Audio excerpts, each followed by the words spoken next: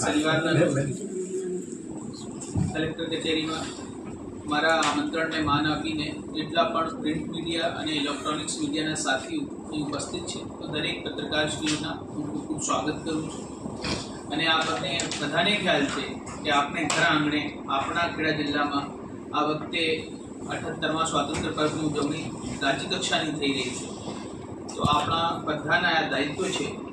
વહીવટીતંત્ર જે વ્યવસ્થા તો કરે જ છે, પણ લોકશાહીના જે ચોથા સ્તંભ છે એમને પ્રજાને જાગૃત કરવાની અને આ મેસેજ કે આ રાજ્યના સ્વાતંત્ર્ય પર્વ કેટલા અગત્યના છે આ પોઝિટિવ મેસેજ પહોંચાડવા માટે હું આપ લોકોને આહ્વાન કરું છું. અને આપ લોકો ખૂબ મોટી સંખ્યામાં અહીં આવ્યા, દરેકના ધન્યવાદ વ્યક્ત કરું છું.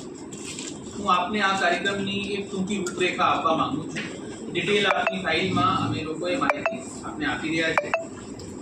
આ વખતે 14 ઓગસ્ટના રોજ 4:30 કલાકે રાજ્યપાલશ્રીના અધ્યક્ષસ્થાને એટ હોમ કાર્યક્રમ આપણે યોજવાના છે. આ કાર્યક્રમ BAPS સ્વામિનારાયણ મંદિર પીપલક ખાતે થશે.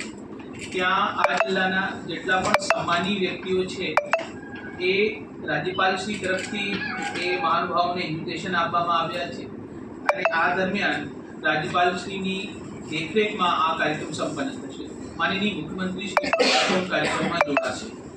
આ કાર્યક્રમ પછી 14 ઓગસ્ટે 6:30 વાગે સાંસ્કૃતિક કાર્યક્રમ હેલિપેડ ગ્રાઉન્ડ ઉપર યોજનાર છે.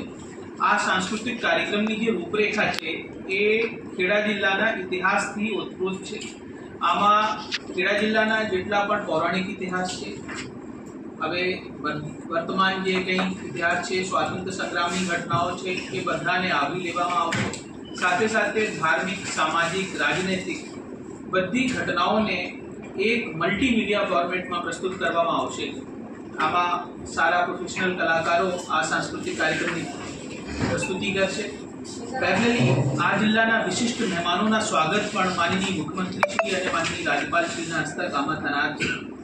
અને આ જિલ્લા માટે જે લોકાર્પણ અને ખાતમુહૂર્તના કામો છે એના ઇલેક્ટ્રોનિક માધ્યમથી લોકાર્પણ અને ખાતમુહૂર્ત પણ 14 ઓગસ્ટની સાંજે થશે. આ કાર્યક્રમ થયા પછી 15 ઓગસ્ટ 2024ના રોજ જે સવારે 9 કલાકે ધ્વજવંદનના કાર્યક્રમ યોજાશે. આ ધ્વજવંદનના કાર્યક્રમ SRP કેમ્પસમાં થશે. અને આ કાર્યક્રમમાં મોટી સંખ્યામાં સ્કૂલ અને કોલેજના વિદ્યાર્થીઓ અને જાહેર જનતાને અમે આમંત્રણ પાઠવી રહ્યા છીએ. બધા લોકો આ કાર્યક્રમનો લાભ લેશે.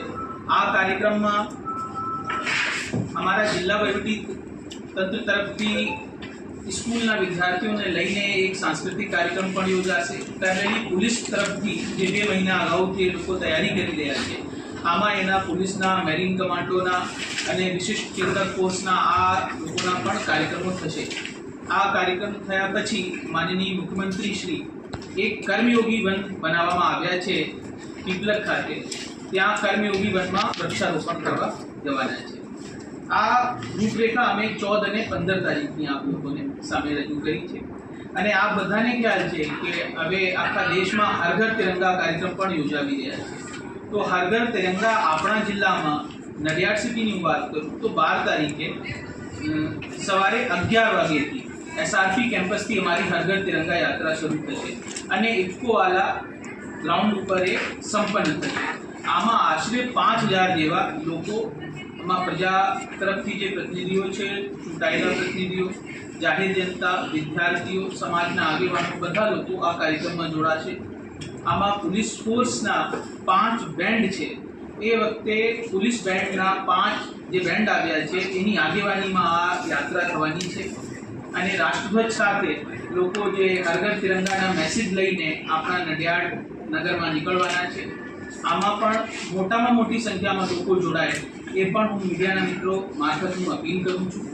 અને આપણા જિલ્લા માટે ખૂબ ગૌરવની વાત છે કે રાજ્ય કક્ષાના સ્વાતંત્ર્ય પર્વ આપણે આ યોજાઈ રહ્યા છે. તો હું ફરીથી આપ લોકોથી ફરી એક વિનંતી કરું છું, રિક્વેસ્ટ કરું છું કે બહોળી સંખ્યામાં એની સિદ્ધિ થાય અને લોકોને અમારા જે રાષ્ટ્રના ગૌરવ છે એમાં બધા લોકો સહભાગી થાય એવી હું આપ લોકોથી આશા પણ રાખું.